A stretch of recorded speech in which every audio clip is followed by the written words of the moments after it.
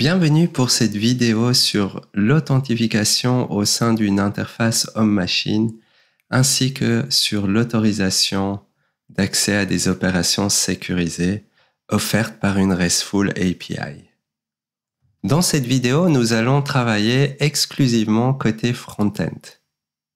Nous allons maintenant voir un cas concret d'authentification au sein d'une user interface, ainsi que l'autorisation pour pouvoir créer une pizza dans le site de notre pizzeria. Nous pourrions réaliser cette application from scratch en partant de quasi rien, en partant d'une version où on peut créer des pizzas mais sans se loguer. C'est ce qu'on a vu dans une vidéo précédente et avancer au fur et à mesure. Et pour ça, dans le cours associé à cette vidéo, vous avez un tutoriel écrit.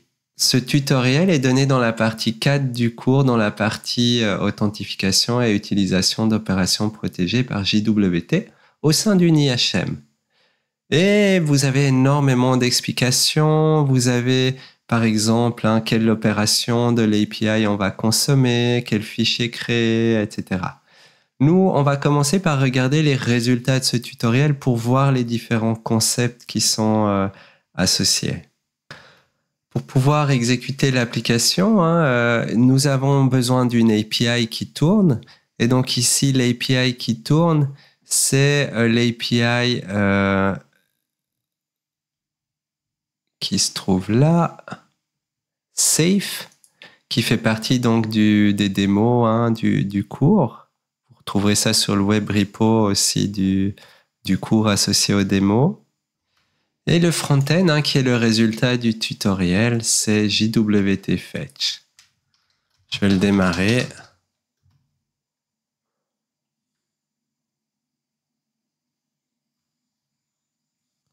Alors, qu'est-ce qu'on voit ici? On voit qu'on peut se loguer, on peut s'enregistrer. Alors, pour s'enregistrer, on peut créer un nouveau compte. Je sais pas, par exemple, un compte pour l'ANA. Et là, je vais m'enregistrer, Register. Regardez bien la barre ici. Vous voyez ici, donc, au niveau de la navbar, il y a des choses qui ont changé. On voit que le menu, les items qui permettent de naviguer, on change quand on est logué ou quand on n'est pas logué. On voit qu'il y a une nouvelle fonction qui permet le logout. On ira voir ce script un peu plus tard. Mais du coup, ça veut dire qu'au niveau de la navbar, il y a toute une nouvelle gestion. Savoir quand un utilisateur est authentifié, j'affiche un certain menu et quand il n'est pas authentifié, j'affiche un autre menu. Maintenant, l'ANA, est-ce qu'elle peut créer une pizza? On va voir.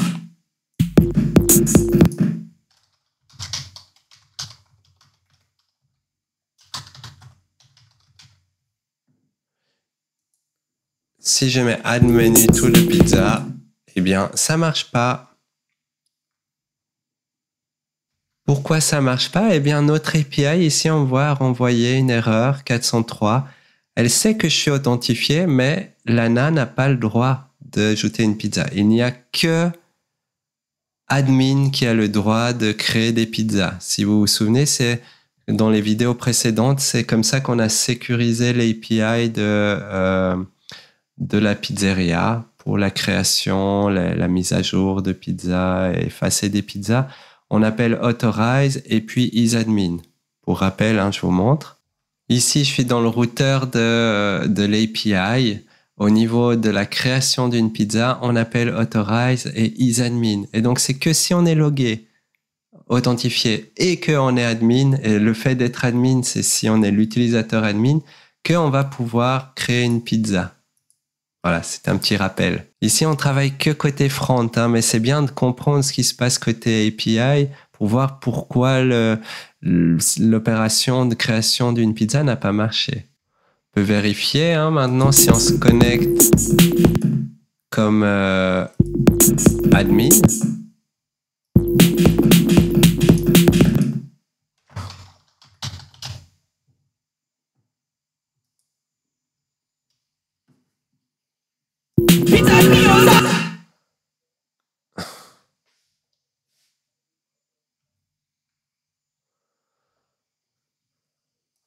eh bien lui, normalement, aurait le droit, seulement lui, de créer une pizza. Mais c'est un pizza! Alors il y a la musique hein, qui est parfois un peu gênante parce que où qu'on clique, ça démarre la musique. Alors ici, je vais donc ajouter une pizza. Wow, amazing pizza et whatever. Voilà, j'ajoute la pizza au menu. Et donc on voit que là ça marche. L'admin du site a le droit d'ajouter des pizzas. L'ANA qu'on a créé avant n'a pas le droit d'ajouter des pizzas. Donc qu'est-ce qu'on doit comprendre au niveau du code? On doit comprendre que ça change lorsque on n'est pas connecté. Quand on n'est pas connecté, c'est ça le menu qu'on a. Home, Login, Register. Quand on est connecté, le menu de navigation est différent. La barre de navigation, pardon. Et puis, on doit comprendre comment est-ce que admin a fait en sorte aussi de pouvoir faire des requêtes en se faisant autoriser. La première chose, donc, c'est comment est-ce qu'on peut se loguer et donc s'authentifier. Eh bien, on a le formulaire de login qui crée donc ici des inputs, un pour le username et un pour le password. La fonction onLogin qui est appelée lorsqu'il y a un submit, c'est-à-dire un clic sur le bouton de login où on appuie sur Enter. Et on vient récupérer les valeurs username et password. On fait un appel à l'API de la route auth login. Si on a mis /API, ça, si vous vous souvenez, c'est pour que le proxy puisse faire croire au browser qu'on reste sur la même origine. Et on passe ici au format JSON dans le body de la requête, le username et le password. Si vous vous inquiétez que ces informations sont claires et vont circuler sur le réseau, ce qu'on fait en général, c'est on va gérer un canal en SSL et donc on va avoir un serveur qui fonctionnera en HTTPS et pas juste HTTP. On voit pas ça dans le cours, si, mais voilà, comme ça, sachez qu'on peut sécuriser facilement aussi le fait que ces informations circulent sur le réseau et qu'on voudrait crypter peut-être cette communication entre le client et le serveur. Voilà, c'est une petite parenthèse. Et donc, suite au login de l'utilisateur, si tout se passe bien, que le username, password, tout était OK, l'API renvoie le username et le token. Et donc, cette information, on va vouloir la sauvegarder au sein de notre browser. Pourquoi on veut la sauvegarder au sein de notre browser? Parce qu'on aimerait que cette info, elle soit disponible pour plus tard. Si on ferme l'application, qu'on la réouvre, on aimerait bien retrouver qui était l'utilisateur authentifié. Et pas de lui demander à nouveau son username et son password s'il a un token valide. Et donc, cet authenticated user, son job ici, ça va être de sauvegarder les infos de session et donc username et le token. Alors ici, la fonction setAuthenticated_user vient simplement remplacer l'utilisateur courant dans un module par l'utilisateur authentifié. Et donc, nous aurons ici en mémoire vive cet utilisateur-là. Pour l'instant, on ne l'a pas encore sauvegardé pour pouvoir faire des redémarrages de l'application. On verra ça juste plus tard. Je veux dire, quand on ferme le browser et qu'on le réouvre. Ici, c'est juste sauvegardé en mémoire vive.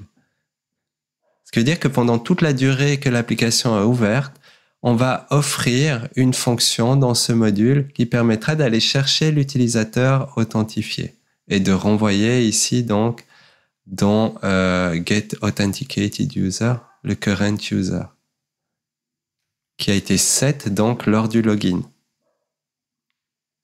La fonction donc de login de l'utilisateur. Une fois que les infos sont bien mises au niveau du module qui s'occupe de gérer l'utilisateur authentifié, eh bien, on va rappeler la navbar pour la rafraîchir.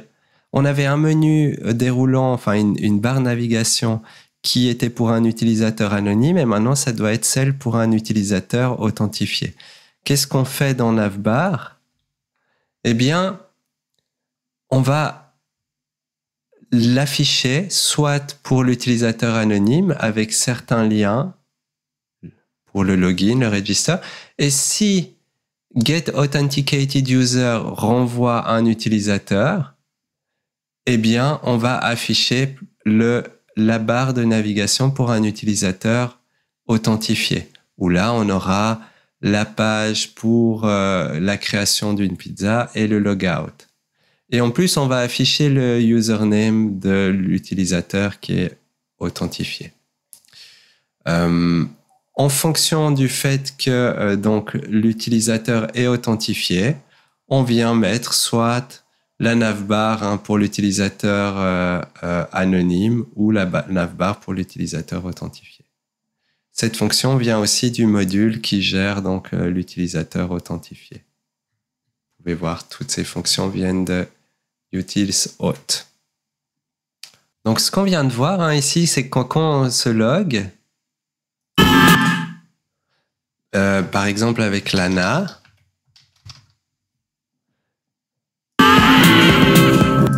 eh bien, on a, au sein du module offert par utils-auth, été mettre en mémoire vive ce qu'on a récupéré de l'API, donc le username, l'ANA et le token. Ce qui va nous permettre maintenant, quand on va venir ici dans le menu de la pizzeria, d'utiliser ce token-ci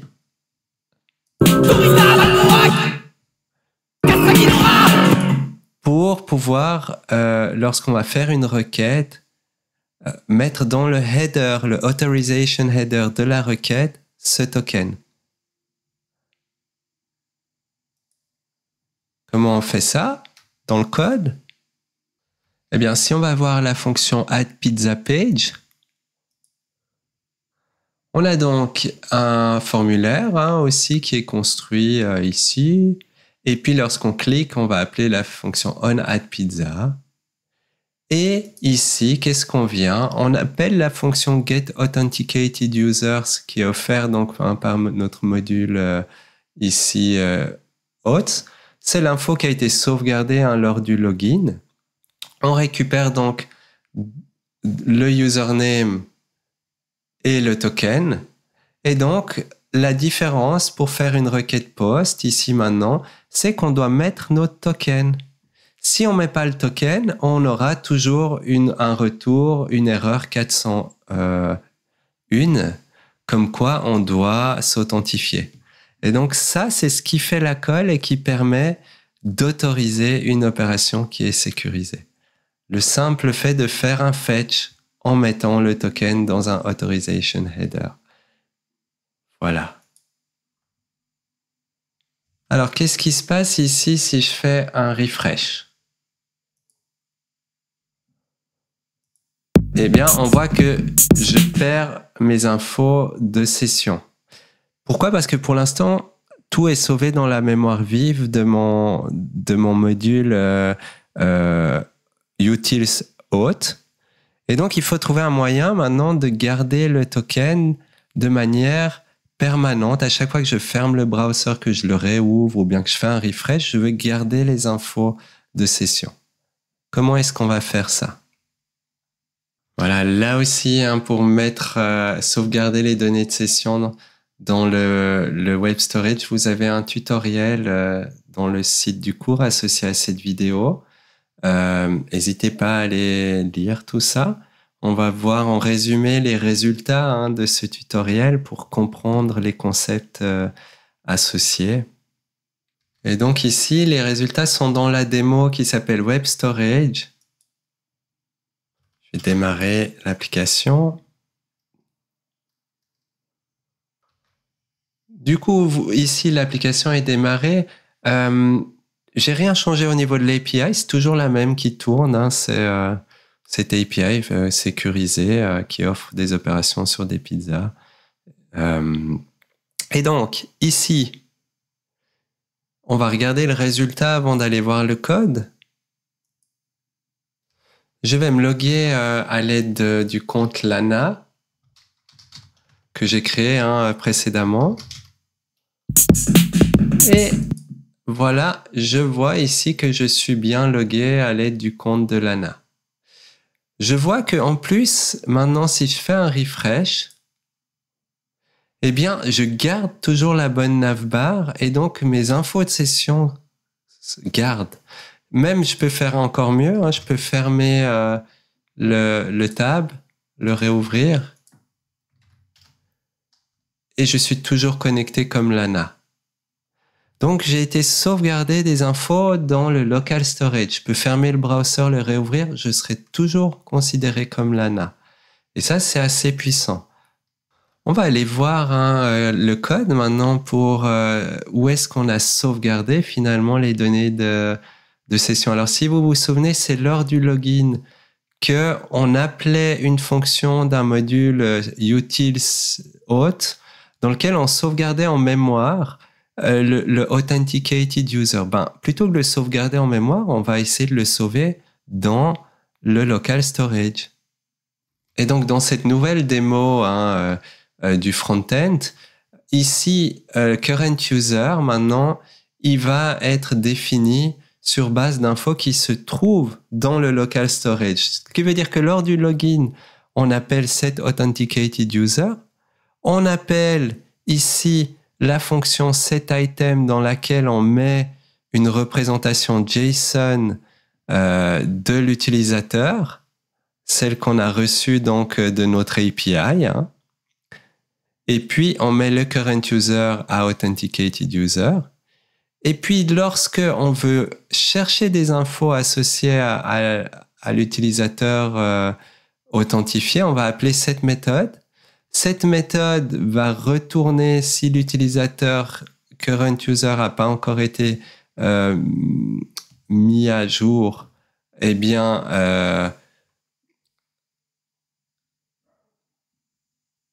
elle va aller chercher l'info dans le local storage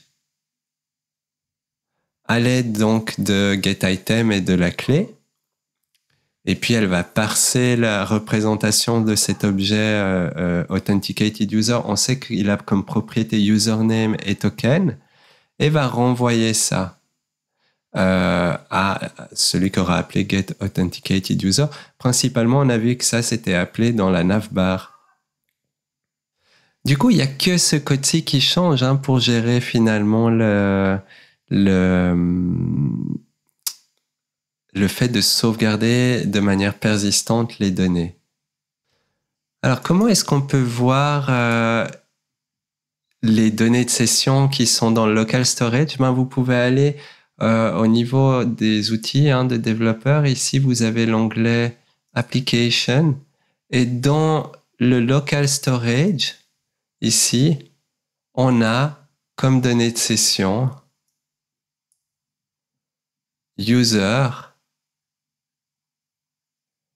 et on a Lana comme username et son token en fait. Voilà.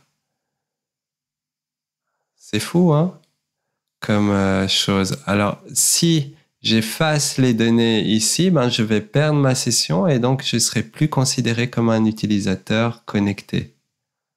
Il reste une dernière chose intéressante à voir, c'est que quand on clique sur Logout, ici, on efface les données de session.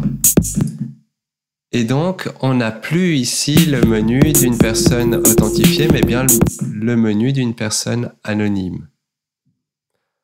Au niveau du code, on a le script Logout.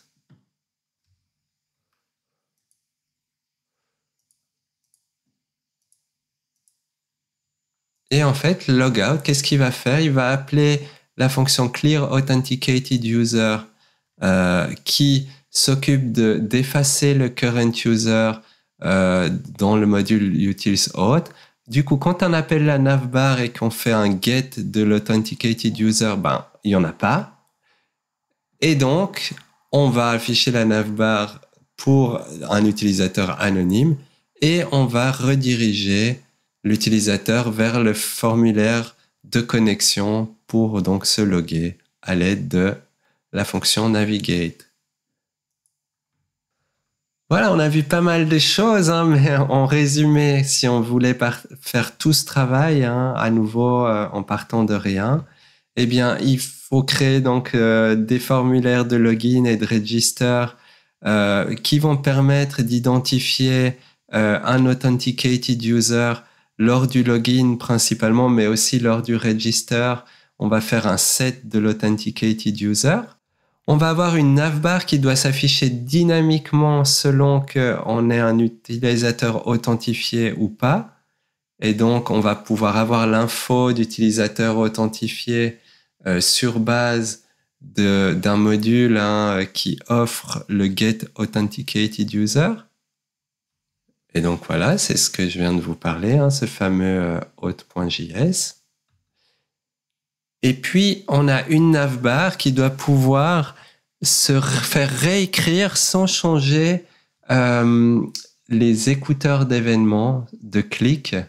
Et donc ça, c'est quelque chose qu'on n'a pas encore vu dans le code, mais on a dû mettre à jour le code du routeur pour la gestion des clics.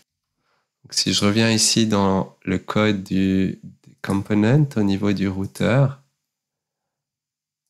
la gestion des clics ici maintenant est un peu différente du routeur du boilerplate offert dans le cours. C'est que on a maintenant un navbar wrapper et c'est sur lui qu'on vient écouter les clics, sur le navbar wrapper et pas sur chacun des liens. Ça, c'est très différent d'avant, parce qu'avant, on avait une boucle et on mettait un écouteur de clics sur chacun des éléments qui se trouvaient dans la navbar. Maintenant, on écoute sur le container et on vient retrouver l'élément sur lequel on a cliqué à l'aide de l'event object e.target. Et du coup, on a l'URI sur l'élément de navigation sur lequel on a cliqué. De cette façon-là. Ce qui fait que si on a beau changer dynamiquement ce qu'il y a à l'intérieur de navbar wrapper, comme on touche pas au container navbar wrapper, mais que ce qu'il y a à l'intérieur, eh bien l'écouteur d'événements qui est mis dessus, il sera pas reseté. Et donc c'est pour ça qu'on peut dynamiquement passer d'une navbar d'utilisateur anonyme à une navbar d'utilisateur authentifié. Et puis, on a créé une fonction qui permet de logout l'utilisateur et donc de faire un clear de données de session, un clear des données associées à l'utilisateur authentifié. Et du coup, on réappelle à chaque fois qu'il y a un logout, on rappelle la barre de navigation et du coup, elle se réaffiche pour un utilisateur anonyme. Et on a vu que pour pouvoir accéder donc à une opération qui est protégée, on doit mettre dans le authorization header le token JWT et qu'on a enregistré lors du login ou du register de l'utilisateur. Voilà, juste pour illustrer ce que je viens de résumer, lorsqu'on on soumet le formulaire pour la création d'une pizza et qu'on va faire la requête, le fetch ici en bas, eh bien, on va mettre dans les options du fetch ici un authorization header avec le token de l'utilisateur, récupéré lors du login ou du register. Et en dernier, on a vu qu'on pouvait donc sauvegarder les données de session de manière persistante au sein du local storage. Et ça, on l'a fait en modifiant source utils auth.js, qui est le module qui gère l'utilisateur authentifié. Alors, ça fait quand même pas mal de choses à retenir. Mais voilà, c'est pour ça qu'il y a une vidéo. C'est pour ça qu'il y a du code qui vous est offert. L'important, c'est de comprendre les concepts, de comprendre ce que vous faites, mais de toujours pouvoir retomber sur vos pattes en utilisant des démos existantes ou des boilerplates. Et c'est pour ça que dans le cadre de ce cours-ci, on vous offre un boilerplate où vous avez non seulement la facilité de pouvoir vous loguer, vous enregistrer et aussi de déployer facilement votre front-end sur GitHub Page, qui est un service gratuit et vraiment excellent pour déployer des single page applications. Et donc, allez voir ce boilerplate. Vous verrez que ce boilerplate, en fait, bon, déjà, il a des explications, comment il a été créé, et il a donc ici, comme page, des formulaires de login, de register. Il fait le lien avec une API qui est donc l'API sécurisée. L'API sécurisée étant un JWT API Boilerplate, qui est aussi donc une API qui vous offre par défaut le login, le register, qui construit vos tokens. Enfin, on l'a vu dans d'autres vidéos ensemble. Voilà, juste si je clone ce front-end,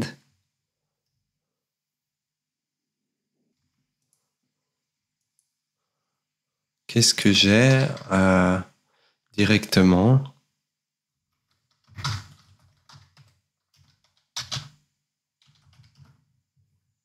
Je démarre l'application. Voilà, j'ai un site qui est directement connecté avec une API du boilerplate du cours. Et il y a la notion de création de tokens. Ici, on peut créer... Donc, on a créé avant le compte Lana. Regardons si ça marche. Est-ce que je peux me loguer avec Lana? Oui, je suis logué avec Lana.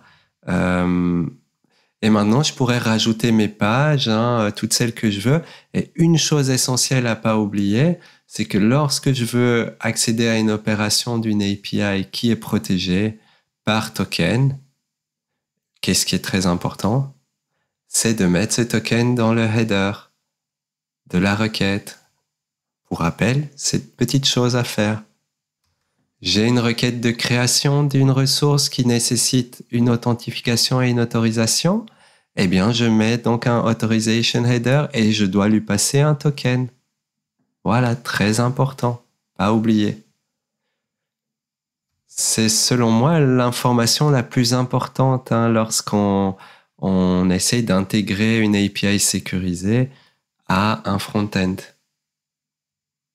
Le fait de se débrouiller pour envoyer le token dans le header de la requête. Voilà, ce sera tout pour cette vidéo. À bientôt!